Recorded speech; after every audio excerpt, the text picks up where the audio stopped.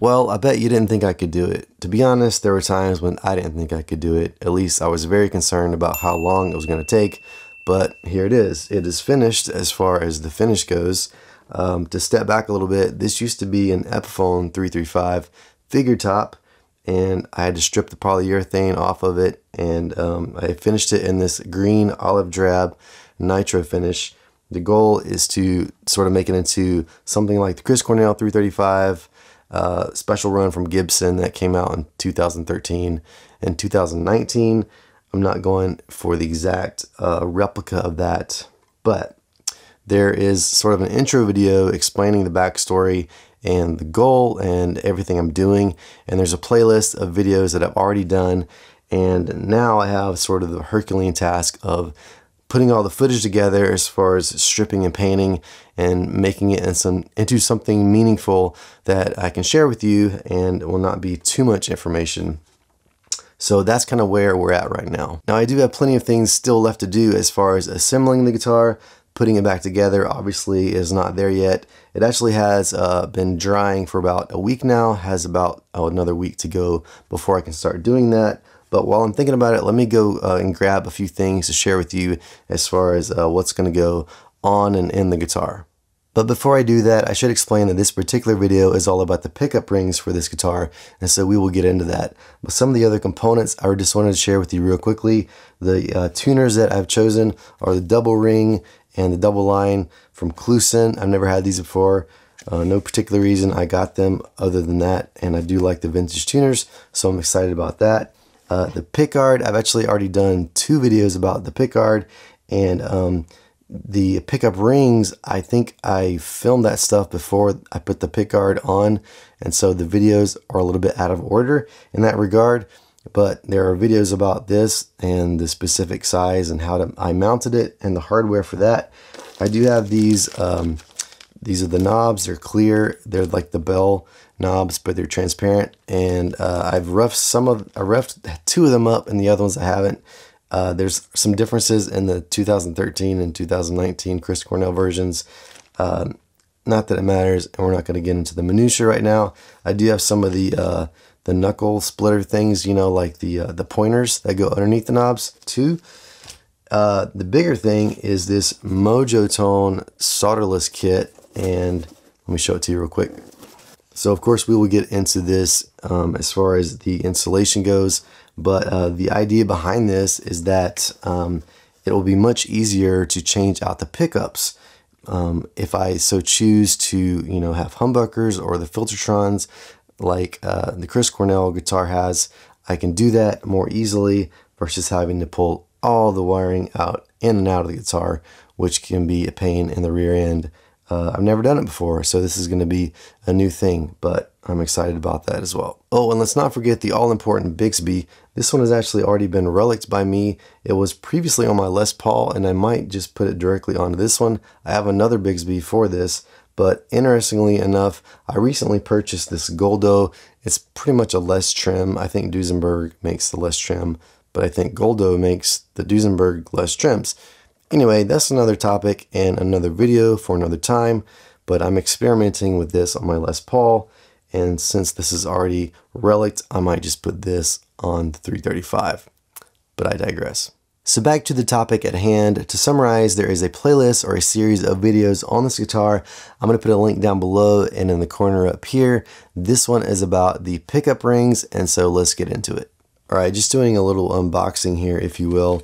The first one up is the neck pickup ring, and as you can see, the part number on this is PR-010. Now, as we get it out of the package here, you can see that it is not curved to fit the contour of the body of the guitar. Some instances, in some cases, you can buy these pickup rings where they are already pre-curved, and you could even sand them down if you want to. I think StuMac has a video out there, Dan Erlewine, where you can sort of actually sand the contours of the pickup to match the body. But in this case, I think they're just kind of made to flex to fit the body. And that's what I intend to do. I'm not going to worry about trying to sand them to the exact curvature of the body. And you can see here regarding the screws included, there are 2 short ones and 2 long ones. Moving on to the bridge pickup ring, the part number on this one is PRPR-020. This one is also not curved, but it is much higher as you would expect. In order to meet the sort of fall off or the angle of the neck, the bridge pickup just has to be higher than the neck pickup in that regard. As far as the screws go, they are actually all the same length on the bridge pickup ring. Alright, let's talk a little bit about dimensions or measurements on these guys. I pulled up this image as far as a typical Gibson pickup ring, at least the information I could find. And as you can see, the overall width is 3.5 inches or about 89.5 millimeters. The centerline dimension of the mounting screws is about 80.6 millimeters. Looking at my specific pickup rings, the measurement I'm getting on the overall width of the neck pickup is about 89 millimeters. And it's pretty much the same on the bridge, maybe 89.1, but virtually 89 millimeters, which is a little bit smaller than the 89.5 that I found on that image, but it's pretty much the same. As far as the screw centerline dimension goes, I'm getting about 81 millimeters or 80.5 millimeters, which essentially lines up with the information that I found. Okay, I've got this neck pickup out. This is the existing or the original Epiphone pickup ring. Just want to take a measurement of the width of it with the calipers here. And I don't know if you can see that. Yeah, you can see that 92-ish millimeters wide as compared to the Gibsons that were around 89 or something like that, if I remember correctly. I also wanted to make a quick comparison of the screws. The ones I have here, this one is the Epiphone. This is magnetic, so it's going to stick. I'll use this end. So this one is the Epiphone. The smaller one in length is Gibson, and the longer one is the Gibson. And for all intents and purposes, they look like the same thread size, but I have a feeling that they're a little different. And the Gibson ones seem like a little bit thinner diameter also. Yeah, as I'm looking closer at them, the Gibson screw seems a little bit more narrow in diameter. And I'm going to show you the heads here too. So comparing the screw heads, the one on the left is Epiphone and the one on the right is Gibson. So you can tell hopefully that the Epiphone has a larger screw head size and the Gibson one is a little bit smaller. So just because I'm really curious, I'm going to go ahead and swap out the Epiphone ring for the Gibson one. I don't think there's a way to tell if the screw width dimension is going to be the same without just going ahead and trying it. And I'm probably not going to show you all of this because it's really hard to get these springs installed back the correct way, and you probably don't want to watch me do all that.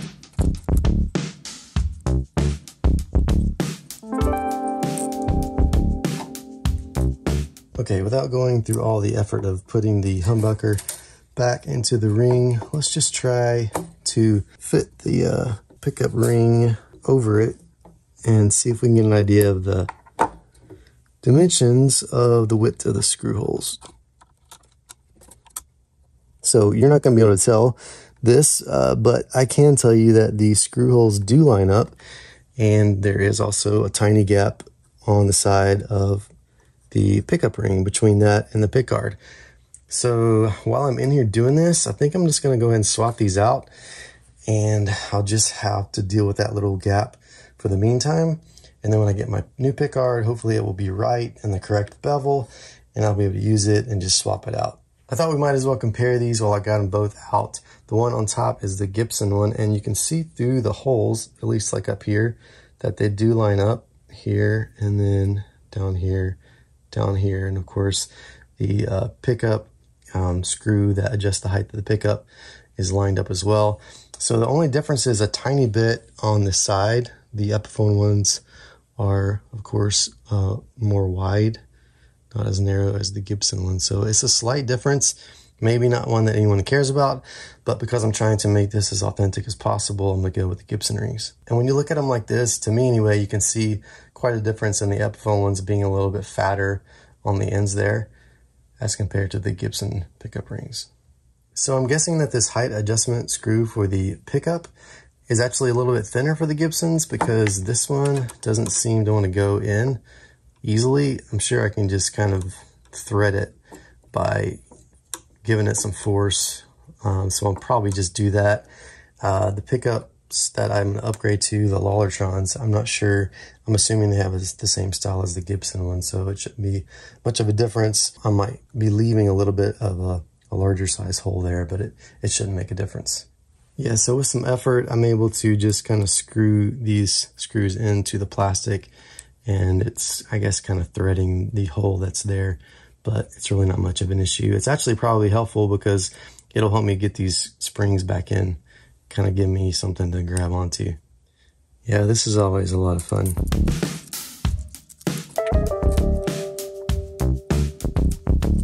Okay, I think that side actually worked. Gotta get the spring on the other side.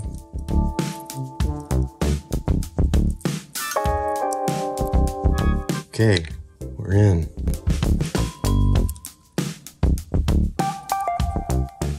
All right, so we'll adjust the pickup height later, of course. Now I'm just concerned that I can get this in here and get the screws in the right places. Okay, so I'm going to try the Gibson screws out and see how that goes. So it definitely goes in a lot easier than the Epiphone one. I think it's going to hold. Yeah, it seems to be all right. In the long run, I may plug those holes back up. Maybe, with the toothpick and the glue trick and re-drill them, but I don't know. Maybe I'll just leave it. If I don't have issues with it, I'll probably just leave it like it is. The question will be whether or not these long screws, which are longer than the Epiphone screws, will be able to go all the way in. Which I'm assuming they probably won't. Well, they actually do. What a pleasant surprise. I spoke too soon. This one's not going all the way in. Well, I gave it a little bit of elbow grease and I got it all the way down in there without much effort. Okay, last screw. And done. Okay, now I'm going to show you the gap between the pickup ring and the pickguard. Okay, so getting the strings out of the way here, you can see that's a pretty substantial gap between the pickup ring and the pickguard. You probably wouldn't notice it from a distance. It kind of stands out like a sore thumb to me because, I know it's there and I can't unsee it. But for now, I'm just going to leave it. Like I said, I'll leave the Gibson pickup rings installed and just deal with the kind of ugliness or the untight look of the pickguard until I can get the new one and get it all shipshape. Now I've started working on the bridge pickup. Interestingly, all of the Epiphone screws are the same length as opposed obviously to the Gibson ones, at least on the neck pickup where the topmost screws are a little bit shorter than the bottom ones. I'm probably not going to show you me swapping out the bridge pickup ring because it's essentially the same as the neck. If I run into any issues or if I notice anything of value, I'll definitely show you that. One thing you want to be careful not to do is drop these springs down into the cavity where it could go into the body of the guitar and you have to fish it out of the F-hole or over here. That would kind of be a pain. And of course I just dropped one of the springs down in this F-hole, but that's why it's nice to have some needle nose pliers. Or a magnetic screwdriver. So I guess I never realized, but these pickup rings have a bit of a raised surface on the inside, if you can see it, and that allows you to put the springs down on there so that they'll stay in place and sort of give you help screwing them back into the pickup. At least that's what I think they're for.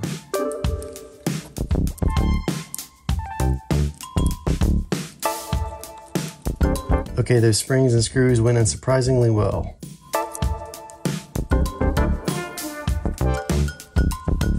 One thing I got to remember to do is attach this grounding wire back to the screw of this bridge pickup. I kind of came up with that when I installed my Bigsby in order to ground everything.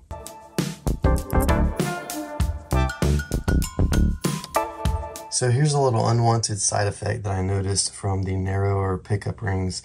If you can see right here, there's a little bit of a gap where there's a cutout for the legs of the humbucker, these screws, it's that piece that they screw into. So the pickup ring doesn't quite cover that. On this one, it's sort of the case, but it's worse over here. And, you know, if it was like this on this finish, I could probably live with it. When I redo the guitar, take the finish off and redo the finish, do it in the drab green, which I'm planning on doing, it might stick out more, be more of a shadow. So while I'm doing all that work, I'll probably take care of that. Hopefully I remember to do that. And so it should be hidden in the end. And then on the other side, of course, it doesn't really matter because it's covered up by the pickguard. But yeah, I just wanted to point out that little side effect there that I didn't expect to happen, just because, you know, the pickup rings, it's not wider and it doesn't cover that up anymore. So I wanted to bring some closure to that last part I was talking about at the end regarding this little gap in the pickup cavity. I don't know if you can see that, but there's some blue painter's tape actually left in that cavity. So when I was finished painting, I was taking off all the tape and the masking. I noticed that I never really addressed that situation. And so I thought, you know what? There's pretty good, like, even coat of paint on that tape there in that corner. So I was like, I'm just gonna not pull that tape out and just leave it. Now, since then, I have sort of taken the pickup and laid it in there and looked at it, and I don't think it's gonna be an issue in the first place. So I think it's kind of a moot point, but I did just want to sort of address that. And I do have some, I guess, some insurance that that little space is filled by that tape. Sort of an unorthodox solution, but that's just kind of how it worked out. So thank you for watching, and be on the lookout for future videos related to this guitar. They are coming, I promise. And if you wouldn't mind, consider sharing, liking, commenting, subscribing. All that stuff helps greatly. To be honest, a lot of my more recent videos have not been getting a lot of views because I think the YouTube algorithm is not picking them up and sharing them, because honestly, I've not been putting out a lot of videos recently. So like I said, all that stuff helps me, and I would greatly appreciate it if you could kind of push those out there into the ether and let them be seen. Thanks for watching, and we'll see you again.